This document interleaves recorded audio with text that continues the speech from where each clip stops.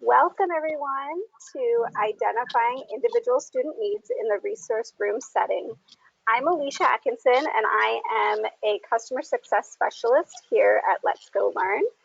I'm very excited to be moderating this webinar. Just want to first introduce Liz Arakaki. She is going to introduce Dr. Kurt Hulett and welcome you to the webinar. Okay, Liz. Good morning, everyone. We are so fortunate this morning to have Dr. Kurt Hulett. Dr. Hulett has an extensive and rich background of experiences both as a practitioner and as a researcher. As a practitioner, Dr. Hulett started his career as a special education teacher as well as the principal recognized by the district for high quality leadership to general ed and special ed program support. As a researcher, Dr. Hulett is the author of Legal Aspects of Special Education and is currently working on an education reform book entitled Miles to Equality, due in 2020.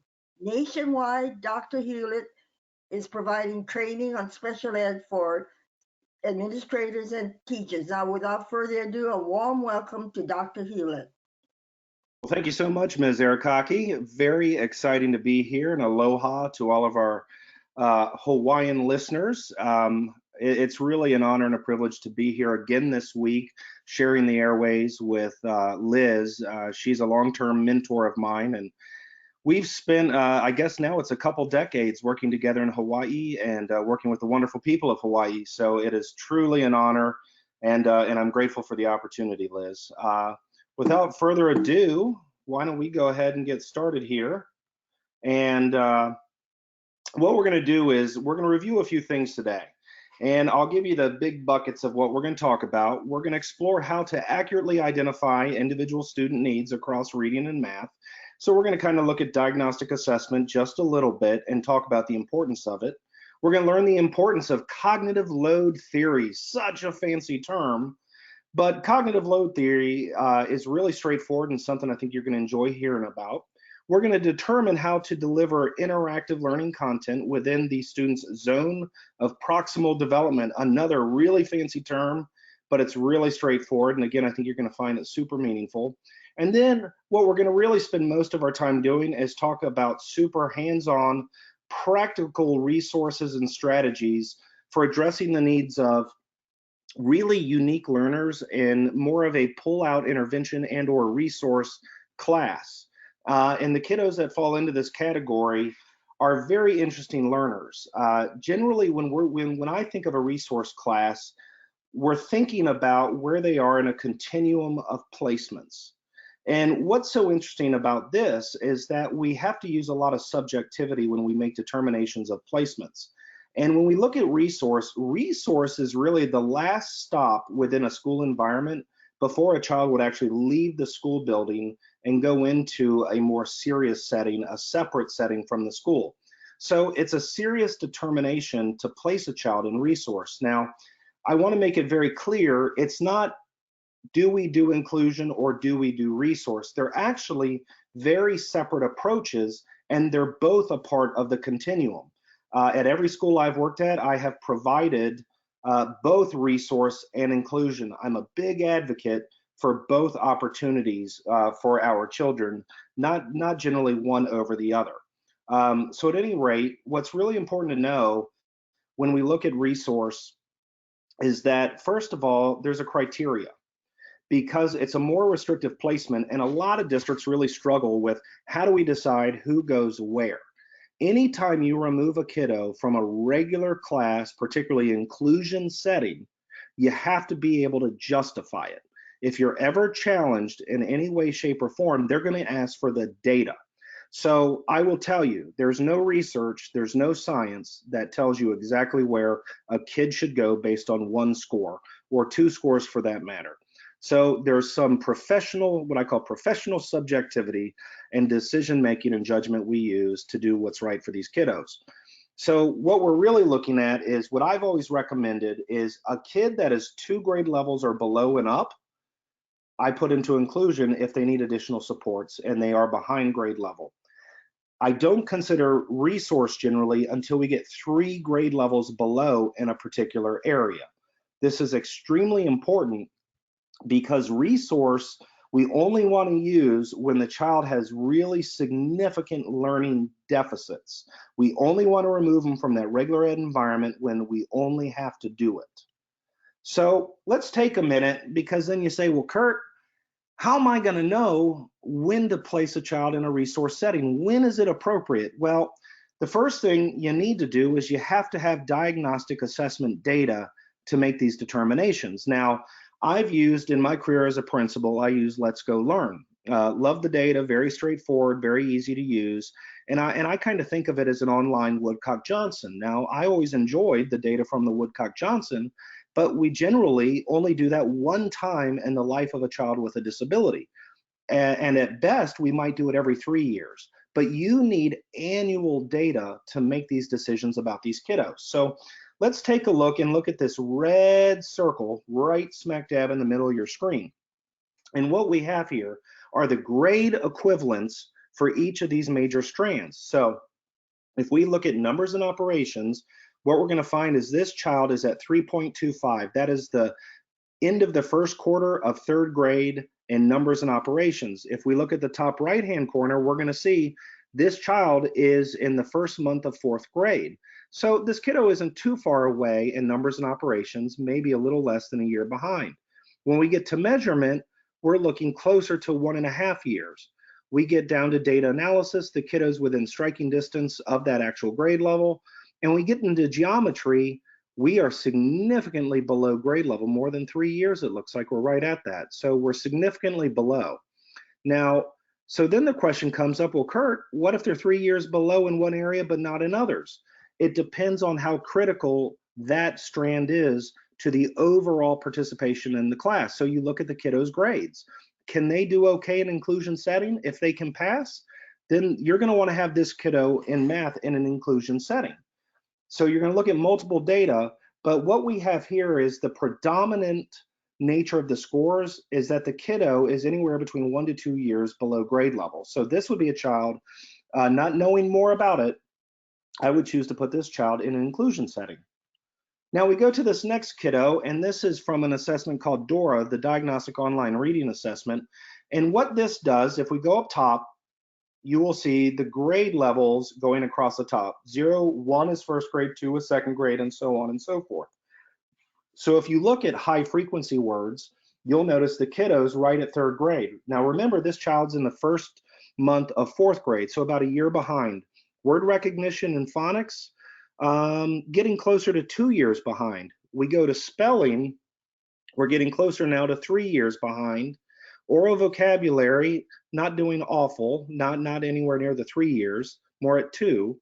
But when we get to reading comprehension, we're getting close to the 3-year mark. Now, if we look at spelling and reading comprehension, those are 2 critical areas for success in English language arts. So if this child is struggling in an inclusion environment, even though the predomination of the scores is not 3 years behind, well, reading comprehension is what the end result for reading is about. So that's the most critical score of any score in the reading paradigm.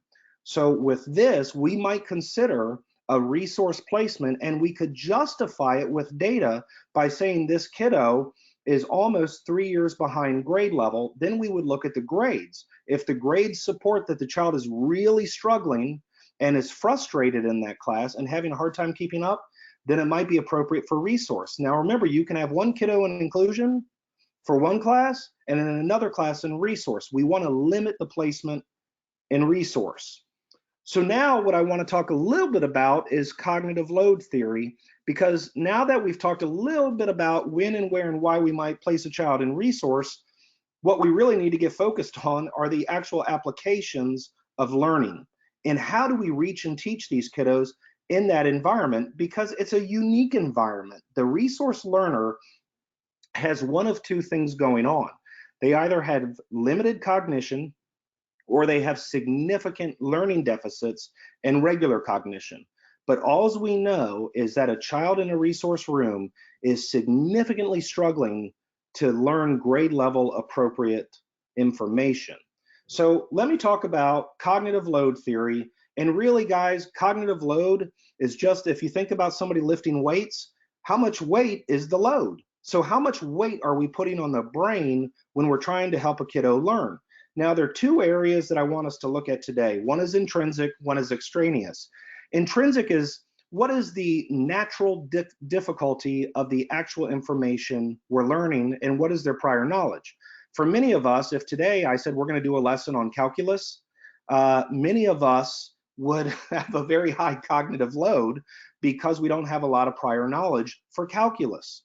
Now, the other one is extraneous cognitive load, and that's what other things are going on that can distract us from learning and have inputs coming into our brains that can just put more weight onto that heavy lifting bar. So we don't want to put more weight if at all possible. And a part of what we're going to talk about is, well, how do we do that? How do we minimize the cognitive load on the kiddo's brain? How do we limit how much weight we're asking every kid to lift when they go into the classroom? So let's start with several ones that I really like, that I've implemented and have had some success with in the resource environment. And just to add, when I was a high school teacher, I did both resource and inclusion, and there really were significant differences in the learning styles, and I found using strategies made all the difference with helping them get more successful and getting them into inclusion classes. So this one is called maximize the signal to noise ratio. So think about the signal is what you're teaching, and the noise is everything else that can distract from that message, whether it's simply other kids, whether it's announcements, whether it's how you have your room set up. It can also be how you're presenting the information. And I'll give you an example. When I was in college, I had a statistics class, and the statistics was very difficult for me. It was very challenging. So the cognitive load for statistics and the intrinsic load was very high for me. Now, the professor did not speak English as his primary language, and he had a very thick accent. So on top of it being intrinsically difficult, there was extraneous load placed on it because I couldn't understand what he was saying. So what was already a hard class became more difficult for me. So what would have helped would have been if we could somehow remove what was a language barrier for me and an understanding of his natural dialect. So those are two examples of how we can do that. So promote generative strategies. I love this term. And basically what we've been doing in schools for the longest time is preach and teach, direct instruction, and I was as guilty as anybody. We stand up in front of the class and we teach the lesson. Well, what research has shown us, gang, is that when we get kids together and we have them learn together, they actually do much better. And I remember when I was in high school learning algebra, and I remember it was hard for me. Well, when I was alone and the teacher was going on and on, well, I fell further behind because I had no support, no scaffolds, no help, nobody to help explain anything. Well, if you're working collaboratively, you're going to combine learning abilities and background knowledge. So generative strategies is really bringing kids together to work collaboratively. So I used to tell my teachers as a principal, I don't want to see more than 10 to 15 minutes max of direct instruction in any lesson. I want to see the kids collaborating in small groups and station-based work. And I think that's absolutely significant to really improving generative strategies. Simple strategy, write concisely. Sometimes we go on and on and on. Sometimes the worksheets we give, the programs we give, the activities we give are hard for the kids to discern. Be super straight, be super simple, and think of your own experience in the world when you have these elaborate directions, how hard that can be. Provide scaffolding. The fancy word is supplantive strategies. I like to use the term training wheels.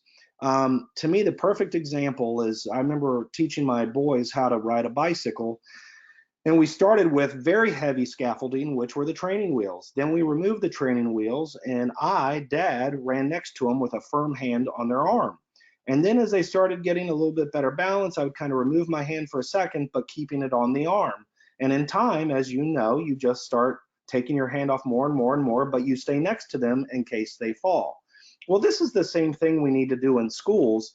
And we have to remember, in a resource setting, the cognitive load for basic information can be extremely high.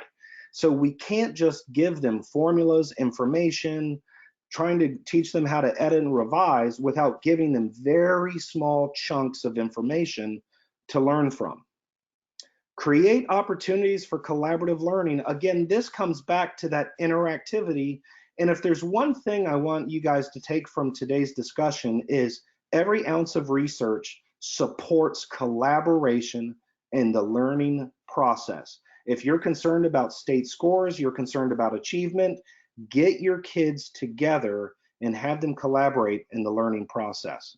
And I will give you some strategies of how to do that. So let's talk about some cognitive aids. A cognitive aid is a fancy term for a strategy. So I love checklists for completing complex instructional tasks. So again, math was something I had to work super hard at, and two of these strategies I used quite a bit. One was I would write very explicit steps for every step out of the textbook, and I would take very close notes. The other thing I would do is, for every type of problem I would have on a test, I would take a sample problem from the book, and I would literally memorize how to do that, so I knew the steps. So when I got to a problem on a test that I didn't know how to work naturally or intrinsically understood, I knew all the steps because I had practiced one before. For visual folks, which is most of our children, concept maps can be super powerful. For some kids, you really have to figure it out. It can also be overwhelming, and I'll give you an example here in a few minutes. Also, a quick reference glossary for new terminology. It's important to remember, on an island, these kiddos may not have the same vocabulary as all children. So I know just within where I live in Texas, when we have on a quiz or a test the term turnstile, well, you know, most of my students had never been in a subway. Versus if you are brought up in New York City, you may never have heard of a silo. So it's really important to remember, depending on where you live, has a huge impact on the actual vocabulary that the children come to the table with. So it's very important.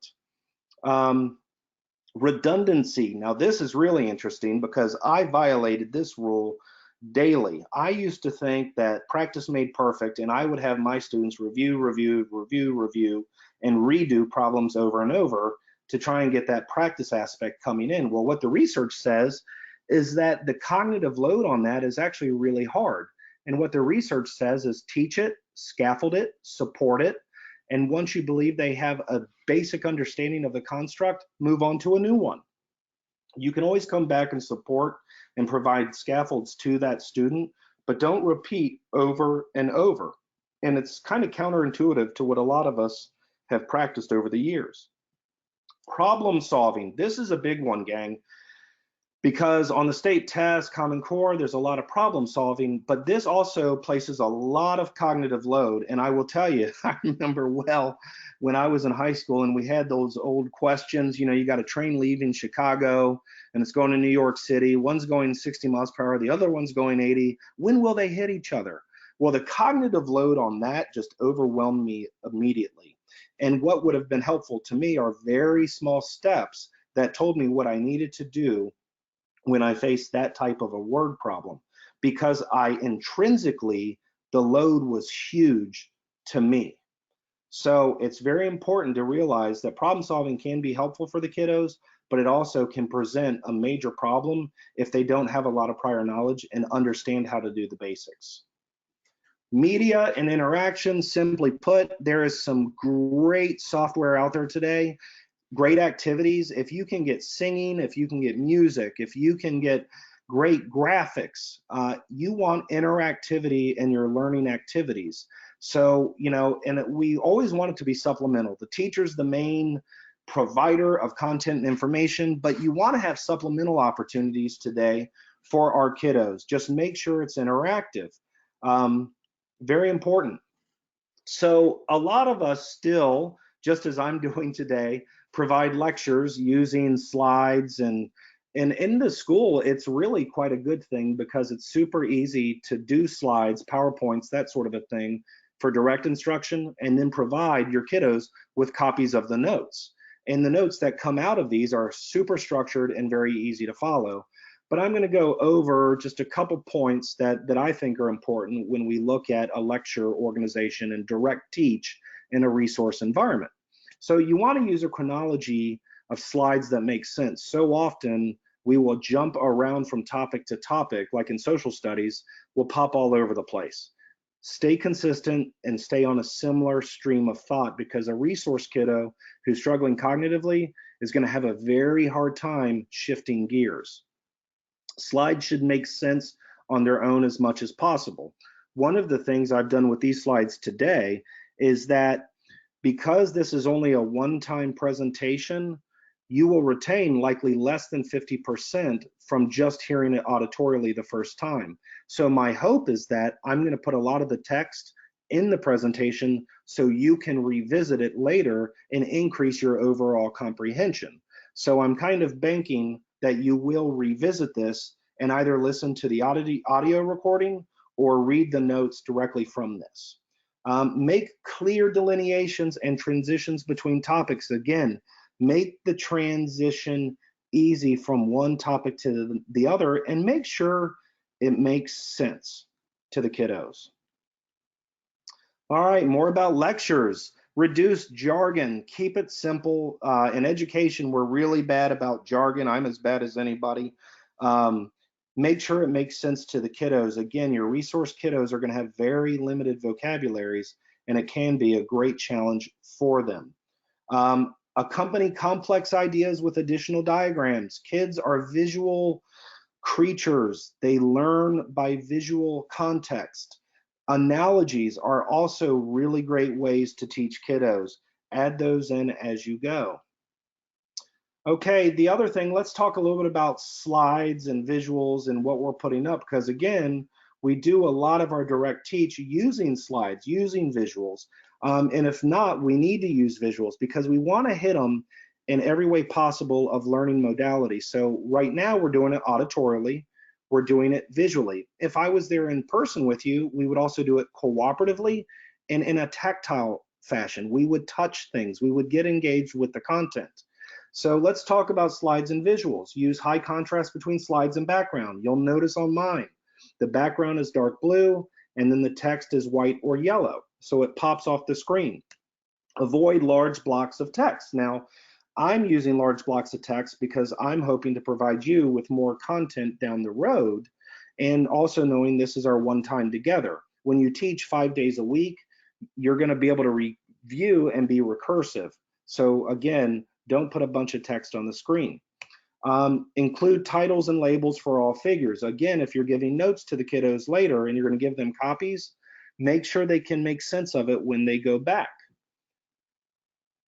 Okay, continuing, be willing to modify graphics from the internet. Make sure they're appropriate and not overwhelming. Remember, extraneous load. We don't want to have a bunch of animations that don't really add value to what they're learning. Make sure that it's not distracting and it's not pulling away. And for example, sometimes people have fun and they put all these twirly, zurly things into their presentations and things flying in from the left and the right. You don't want to do that.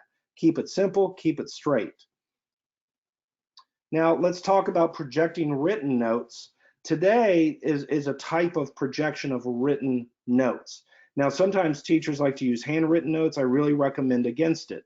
I also recommend using this type of a format. Lines actually distract the kiddos.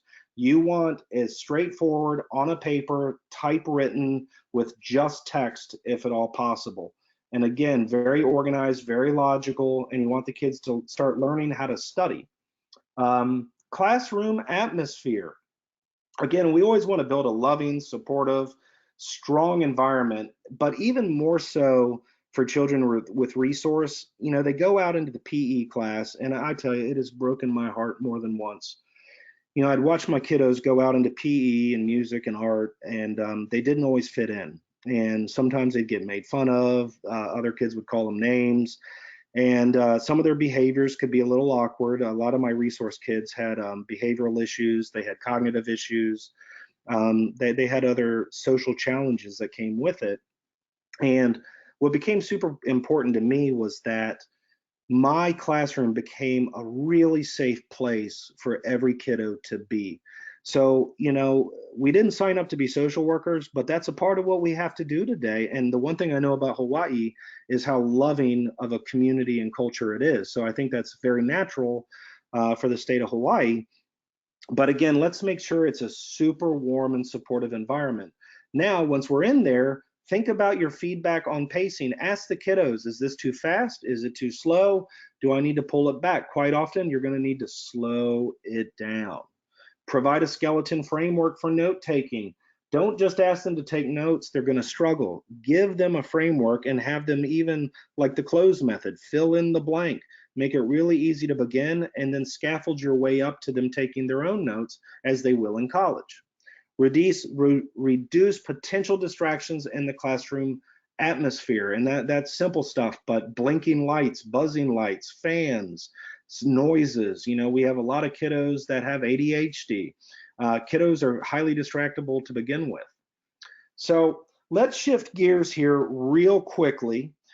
Please write down any questions you have. I so wish we could interact more and I was there with you in person, because this stuff gets me so excited and I just want to engage with you. But let's transition real quick into understanding the zone of proximal development. It reminds me of that old Twilight Zone show. But it's also called the ZPD. And let's talk a little bit about what it is. But before we do that, we have to first find out how the student is performing with the curriculum and exactly what he or she understands prior to teaching new content. Once we figure out the grade level equivalencies and we make our placement, the teacher then has to determine what is the child's ZPD. And in a resource class, it is likely going to be very different for all kids. So here's kind of a fancy definition of what it is, but let me see if I can explain it in my words. And before I do that, I want to give you a little exercise in cognitive load. So if we look at this image right here, this presents a larger cognitive load for me personally, because you see all of the text, there's text to the left, you have the Venn diagram, you have text at the top, text to the far right, text at the bottom. When there's too much going on, I have a hard time making sense of it. For others of you, this may be a really great graphic representation, and it totally makes sense that the zone of proximal development is basically in between what the student can't do and what the student can do. It's finding that sweet spot of where you're providing a little support and they're still struggling a bit, but they can understand it and they're moving forward. Now, let's look at this slide. This one is really easy for me to understand because there's a lot less going on. And basically, it very simply says, this is where the ZPD is. The ZPD is where I can do if I have help. And it's in between what I can do independently and what I can't do without help. So, you know, to yourself right now, I want you thinking, is this harder or is this harder? And then think, if you are cognitively impaired or had a major learning deficit, how important it would be how images were presented to you. So again, we're talking about that cognitive load that we place on kiddos every day. So let's just take a minute to talk a little bit about what the zone of proximal development looks like. Now, this is also how the Let's Go Learn diagnostic works that I showed you earlier, that gives you the grade equivalence. On the far right side, you'll see grade 1, 2, 3, 4, and up. And then at the bottom, you're going to see the content, the subskills for math. And basically, what this tells us is where this person's ZPD is in each area. So what we've done for this kiddo is determined that for subtraction, they're a little low and a little bit below the midpoint of second grade. But when I go to multiplication, all of a sudden he pops up to above fourth grade level and in the fourth grade zone, similar to that of triangles. So let's say I'm doing the Pythagorean theorem. I'm going to be in pretty good shape if I'm teaching the very basics of that to a kiddo who understands geometry and understands multiplication. But for some reason, the kiddo really struggles with with subtraction. So when we get involved in having to do subtraction, I may have to provide a little bit more scaffolding. When we look at reading, this gets super important because we might have a total score that shows this kiddo is at the 4th grade level, but what you will see in vocabulary and spelling, the kiddo's at the 2nd grade level. Well, if you have the vocabulary of a 2nd grader, but you're expected to perform at the 6th grade level as you would with word recognition, then you're going to have a huge disparity of what the kid can read and recognize and what they understand. So again, we have to understand where they are relative to all these sub areas. Very important. So let's get back, now that we kind of understand the ZPD, and we also understand cognitive load, now let's get back into strategies, because this is where the rubber really meets the road. So resource equals small group instruction. So I'm always saying do small groups, be interactive. Well, you may have a resource class or an intervention class of 3 to 10 kids. So it really depends on the numbers that you have. But even in a class of 8, break them into groups of 4. Give them that ownership and that interactivity. It also breaks up the flow of the class. So if you open up with an eye opener or a door opener for the day for 5-10 minutes, they work independently. Then you provide for 10-15 minutes direct instruction. Then you're going to want to move into your small groups and do your small group activity. So you can still do small groups within the resource environment. Understanding the cognitive learning styles of the child in a resource room setting is absolutely critical. And that's what you're going to have to determine for every kid. So let's go back to the environment. Again, I just want to reinforce the importance of a loving environment. When kids feel safe and secure and supported, they learn much better. You want this resource room to be the place they fit in, they belong, they matter. So if you're kind of introverted, I'm going to need you to work on that extroversion. When those kids walk through that door, good morning, how are you? So excited to see you. Big hug, big pat on the shoulder. You let them know how welcome they are every single day. Build an off-ramp. Now you might say, now, Kurt, how do I build an off-ramp? Well, I'm talking more metaphorically here, of course. And some days kiddos have a lot going on. You know, if you're currently in a school with high poverty, you'll know just how intense it can be for these kiddos. Some days they need a little separate area, a little separate space. Let them work independently. It's okay to let them do this. Have a warm space in the room. Maybe they're doing online instruction, maybe they're reading, maybe they're doing some type of hands-on activity that fits with the instruction, but give them a chance to get separate. Now, we've been talking about group work. Again, collaboration, collaboration, collaboration. That's going to be everything, whether you're doing, even if you have 4 kids, put them in groups of pairs, do think, pair, share. The other thing you're going to have to do for these kiddos is you've got to diagnostically assess every single one of them. So when you go to start up school, make sure you have a form of assessment to assess them. This is absolutely critical, and you don't want to just know that there is a problem. Some assessments do that. Curriculum-based measures will tell you there is a problem, but what I learned is teachers can tell you who's struggling to read. The problem is we don't know why. So you need to know the why of why they're struggling to read.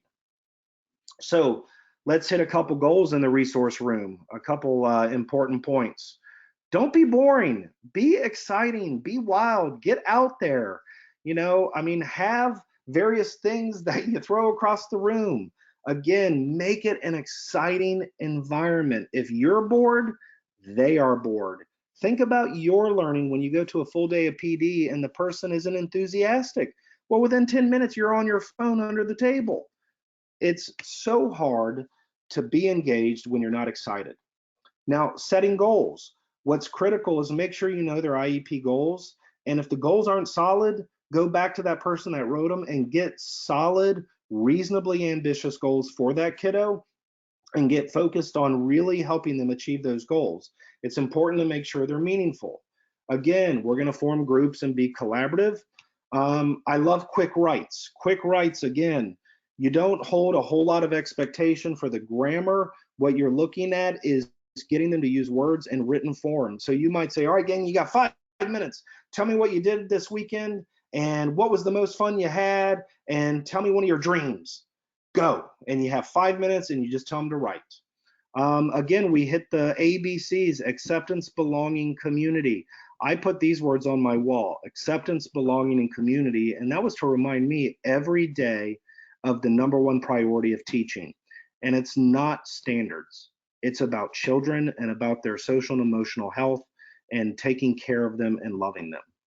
Continually change the state of the classroom. Again, this comes down to don't spend more than 10 to 15 minutes max on direct instruction. Change it up, take a break, get a quick bathroom break, do your hands-on activities, do online activities, do direct instruction, do think, pair, share. Get the kids up, moving, and engaged. Get those crazy chairs in your classroom where the kids can fidget all over the place. Those are fun. Simplify and articulate. Basically, asking questions. So these are, the fancy term is metacognitive questions, but it's teaching kids essentially how to think. So one of the things you can do at the end of a lesson, hey, what part of the lesson did you like the best? What part was the most difficult for you? Why do you think that was? What do you think you can do today to help yourself stay focused? The intent of all these questions is to get them to think about how they interacted with the content and to think about the content. So it's another way of engaging them, and it's super important. I used to ask my teachers for every lesson plan to have at least 3 questions, probing questions into the content that they were going to ask daily. Chunk information. This is so important in the resource environment. Kids have a major struggle with learning in the resource environment. You've got to make the bites very small. So you think about if you have to eat a big cake, give them super tiny pieces of that cake. Don't expect them to eat the whole thing in one sitting. Again, chunk the information very small. I mentioned props. Use props. Again, be wild. Have stuffed animals. Have a little ball you use to throw to ask questions.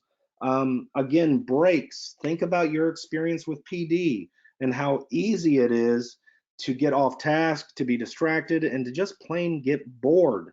So use inflection, get excited, use your tone of voice to adjust the instruction. This one I think is really good too. Postits.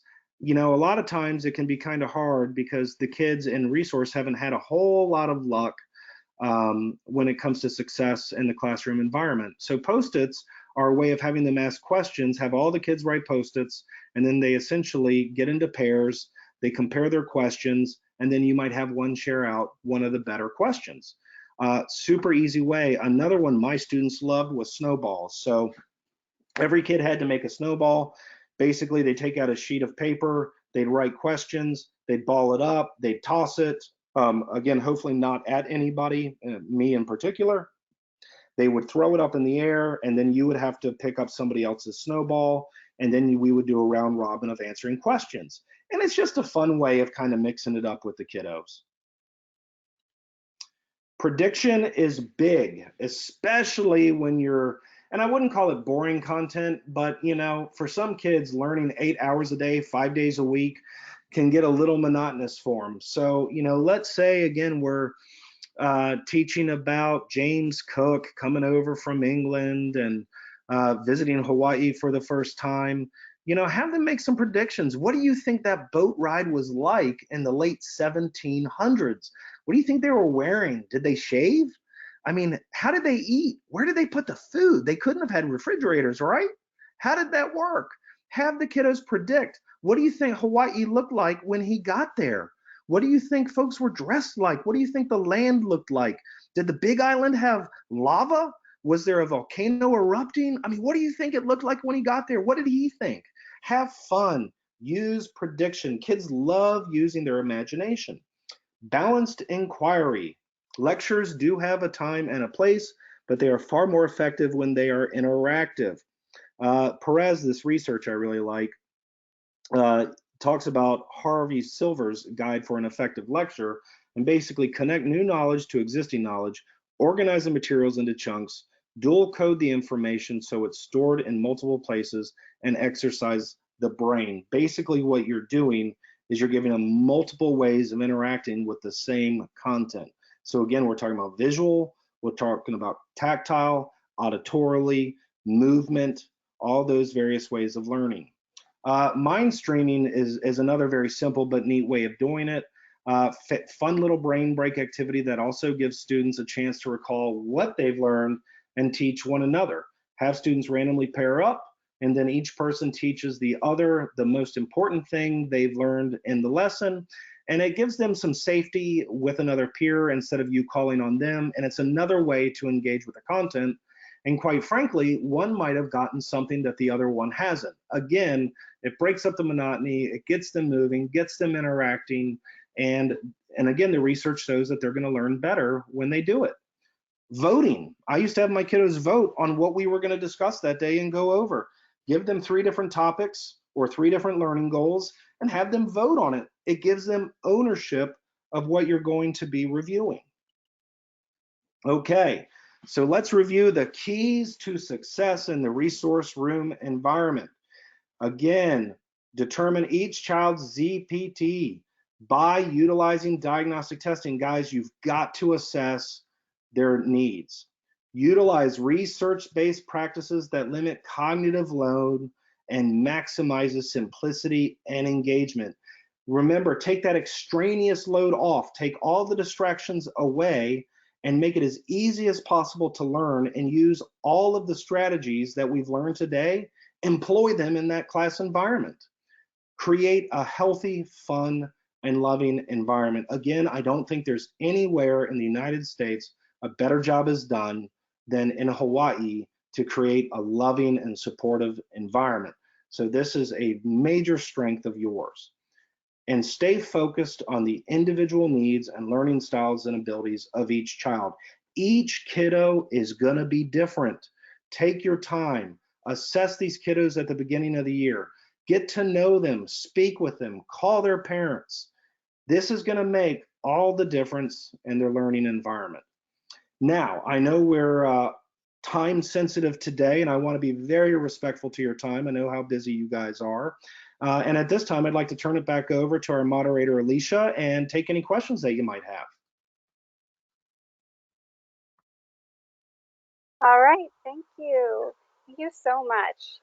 I really appreciate your webinar, and I know I learned quite a bit. So I would like to open it up to questions from the audience. What we'll do is you can go ahead and go to the question box in your little file options view section and type in any questions you might have, and then I will read them out and Kurt will answer them. We'll go ahead and give about 2 or 3 minutes for you to type those in, and we'll just wait a moment, let them come in, and then I will open them up. If we don't get to all of the questions, then Kurt will go ahead and answer them in a post-webinar email that we will send out to everyone. Last time we had a few more questions than we had time for, so we'll go ahead and do about 2 more minutes. And Alicia, if I can just mention, I also want to note that Liz Arakaki is also a great resource, and she has my email. So if you do have any additional questions moving forward about any of the content slides, please communicate directly with her, and I think that'll be extremely helpful. All right, thank you. Yes, great resource. Of course, we can answer questions after as well. You can send those to Liz, and you can also send them to help@letsgolearn.com. So we will get to those questions. All right, so just wait a couple more minutes.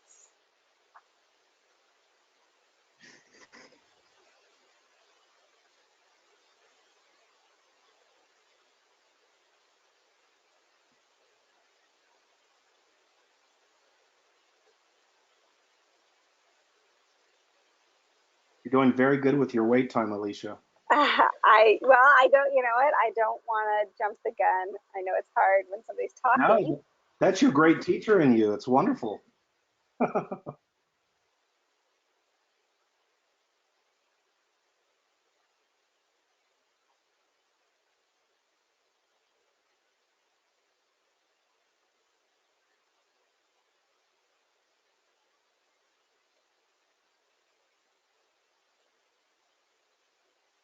So there is a question about connecting the resource classroom with the general education classroom and with those other areas where a student may be with other students in terms of working with those other teachers. How would you best recommend that teachers collaborate?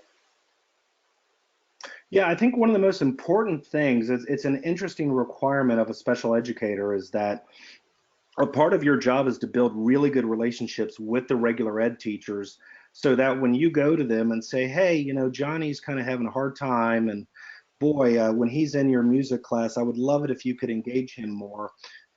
In my experience, the stronger the relationship between the teachers, the more apt that teacher is to listen to that concern. And it's not to say that they wouldn't notice it on their own or just help because it's the right thing. But I do find the relationship between the special educator and regular educator can only support and improve the experience for that kiddo. It also, you have to make a strong effort to communicate with those regular educators, and you need to make your rounds, whether it's during lunch, whether it's during your planning period, whether it's before or after school. You've got to find time to interact with those teachers to build those relationships. Thank you so much. All right. Let's see.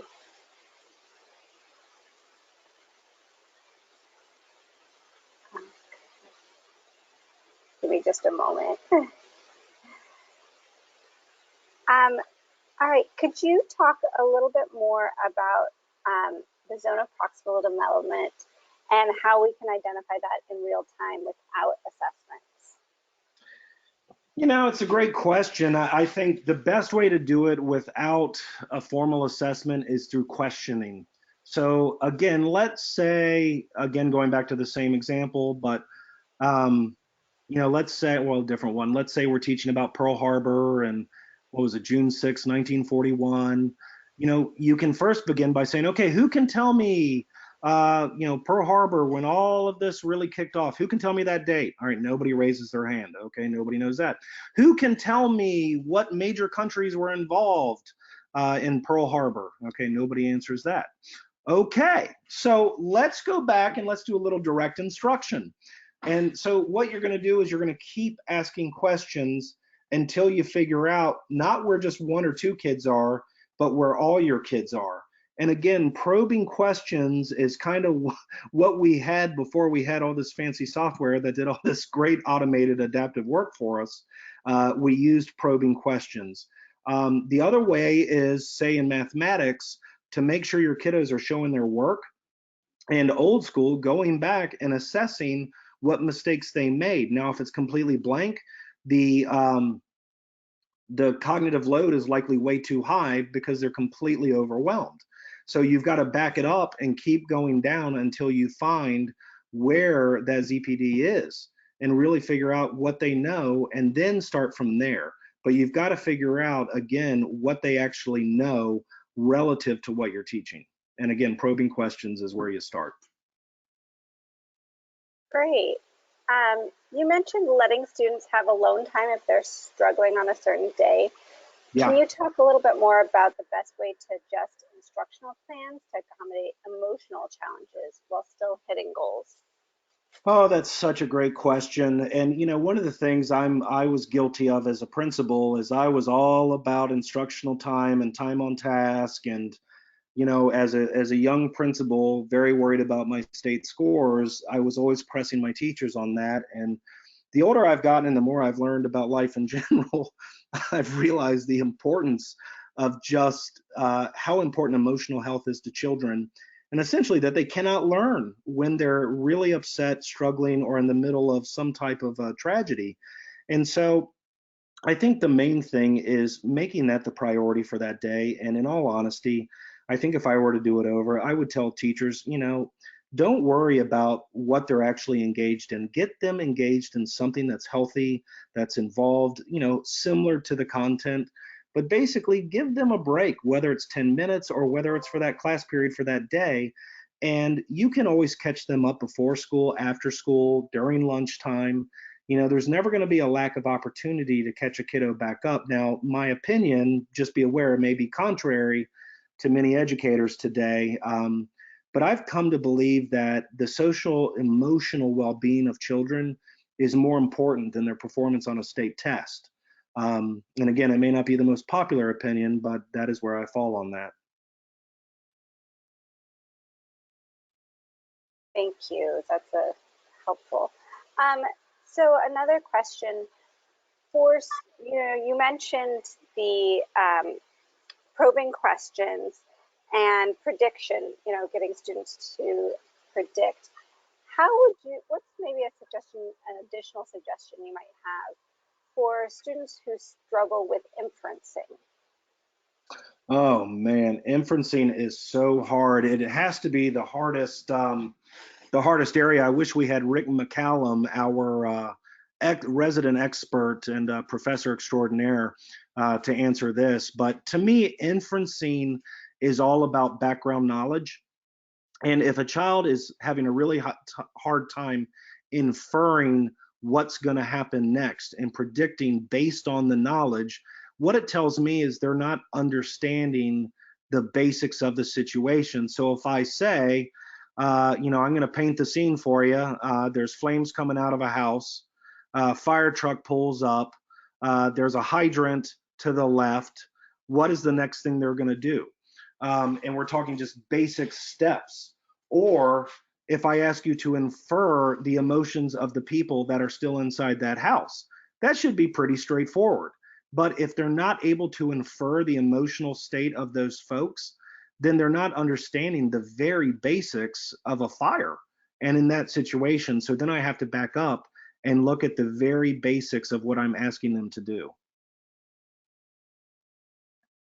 Thank you. So we have a question. In pull-out situations, students struggle with transition and can lose instructional minutes. Do you have suggestions for making transitions and physical moves to another room smoother? Yeah, you know what I used to do with my kiddos is we would transition at most secondary schools. Now elementary is a little different, although because the transitions are just different. But I would have my kiddos transition a couple minutes before the bell. And so I always did it to different environments just prior to, so they weren't in the hallway with all the hustle and bustle. And it wasn't that I was worried about them with other kids. I was worried about all the distractions, and sometimes they had a hard time with noise, particularly some of my autistic children. So I would give them that choice, and that actually helped quite a bit. But at the end of the day, I also relaxed on some of that transition time. But I do think if you can do it at some non-traditional times, it can really help you with that.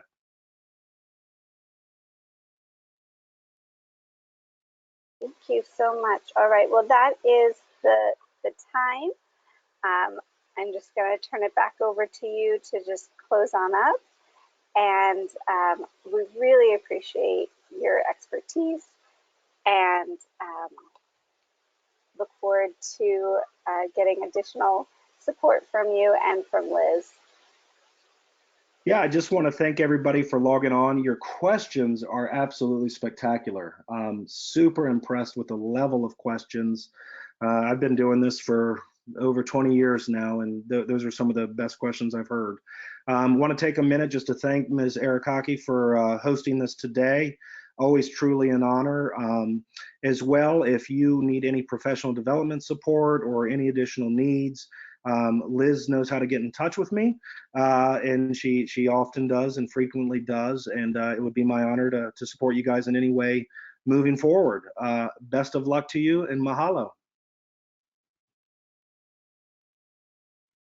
Thank you, and thank you everyone for joining us. All right. Take care.